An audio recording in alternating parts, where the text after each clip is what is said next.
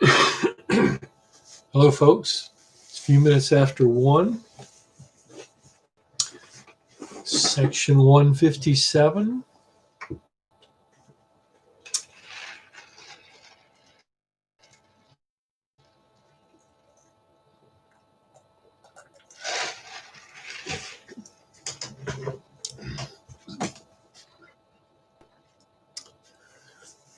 Anybody out there from section 157?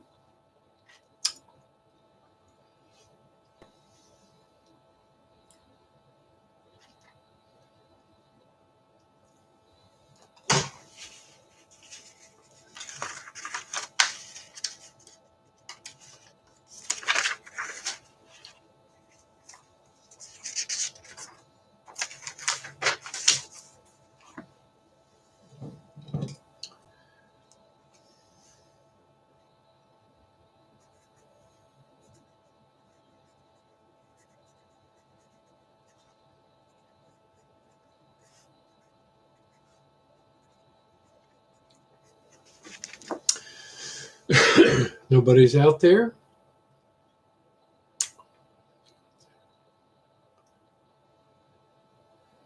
What's wrong?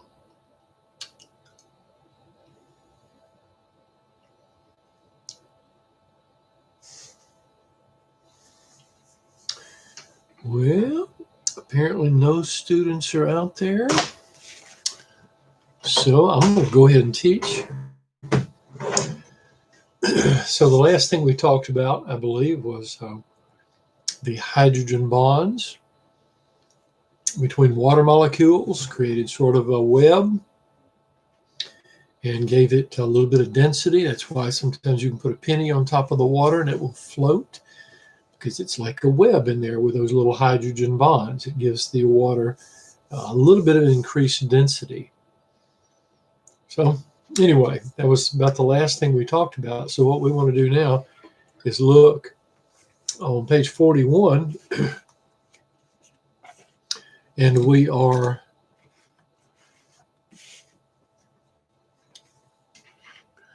going to look at chemical reactions, module 2.3. Brandon Fulmore, how are you, sir?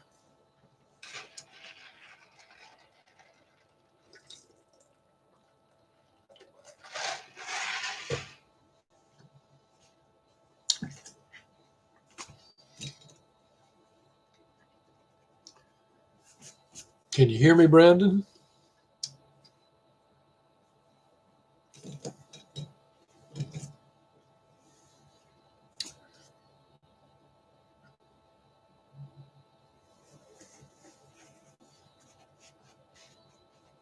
Can the other two people on this presentation? Good, you can hear me. Great, okay.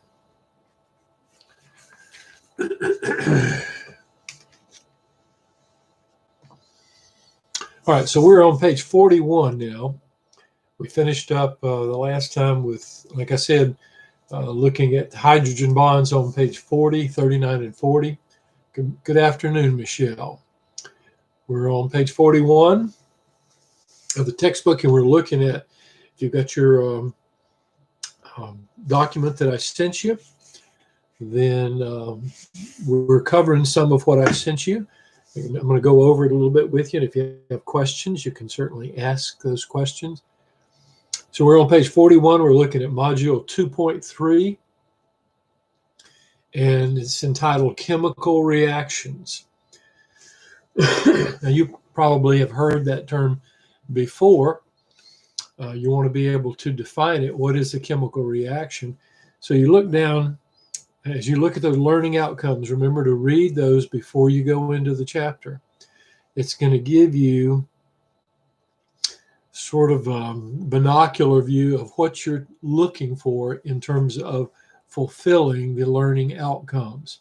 That's what you're going to be tested on. That's what we want you to be familiar with and conversant with. So if you come down into the paragraph underneath there where you see learning outcomes, you see the bold print term chemical reaction. And the definition is a situation in which chemical bonds are broken, formed, or rearranged, or electrons are transferred between two or more atoms. And so that's a chemical reaction. That is a definition. It's a situation. It's an event in which bonds are broken or made, or electrons are transferred from one atom to another. That is a chemical reaction. Now you come on down past that, and you have this term chemical notation. So chemical notation is going to show you the symbols of the elements that we talked about on the first lecture on the periodic table, a number of pages back. And so those chemicals can sometimes react with each other. And you can have actually a picture of the reaction. It's called a chemical equation. You look at the top of page 41. You see carbon dioxide, CO2, and the C, of course, stands for carbon, the O for oxygen. Two atoms of oxygen combined with one atom of carbon, and then two hydrogens connect with oxygen to produce water. So when those two are put together, you get this acid. Now, one of the things you want to remember about carbonic acid is that it is weaker than other acids. We have carbonic acid in our body. And it's, as you'll find out a little bit later, it plays a role in helping to keep the right pH in the bloodstream. But at this point, we're not going to talk about that. We're going to look at the reactants and the products. So you see carbon dioxide and water are reactants. They are put together to produce another substance. So there's been a sharing of electrons, or a donating of electrons. Donating and sharing are not quite the same thing. One's a covalent and one's ionic. But this carbonic acid is weak. So when we say it's a weak acid, one of the things you want to remember is that a weak acid does not release large numbers of hydrogen ions. A strong acid does. A strong acid poured on your skin would burn you. You probably have thrown up in your life. You've vomited. And some of you probably had some of that vomit come through your nasal passage, and it burned. The reason it burned is because what you have in your stomach is a strong acid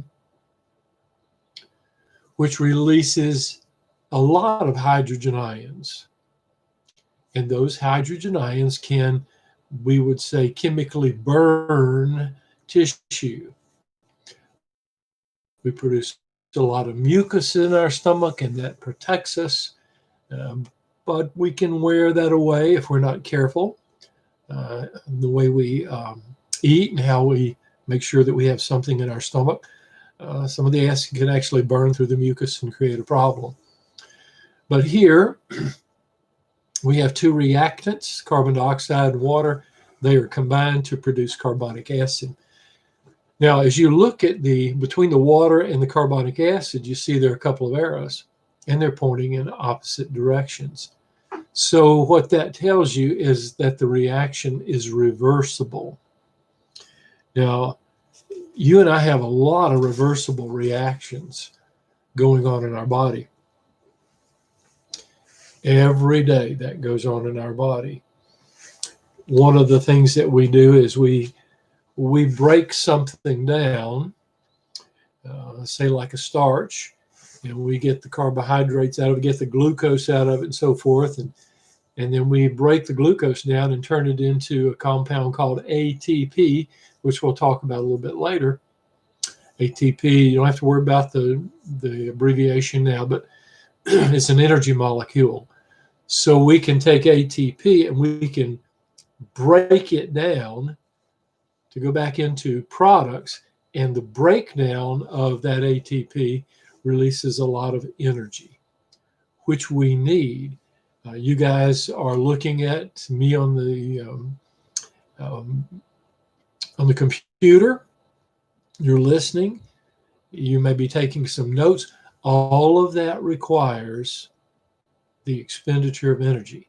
So we're breaking down this energy molecule all day long, even when we breathe, even when we have, I just shown the heart beating and so forth. It takes energy to do that.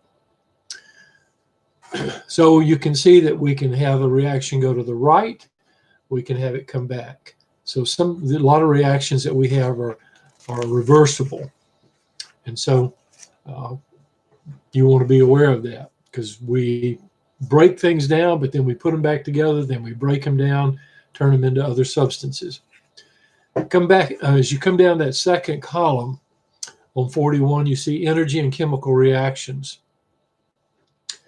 And people sometimes say somebody's got a lot of energy, so they are ready to move, and so they like to be busy. But energy, as you see the bold print term in there, is the capacity to do work. If we don't have any energy, nothing happens. We've got to have energy in order to move, in order to think, in order to smell, in order to hear and speak and so forth.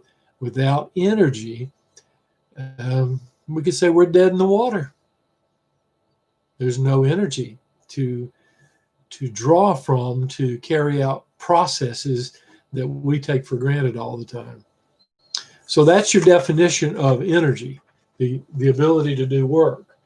Now, if you look over on page 42, and you see in the paper I gave you, you see it says the ability to do work. It's in bold print there.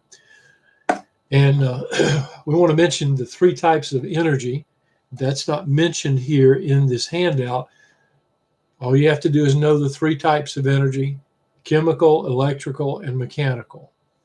Three types of energy. As I move my arm, that's mechanical energy. As I move my mouse, that's mechanical energy. Just had, let's see, what did I have?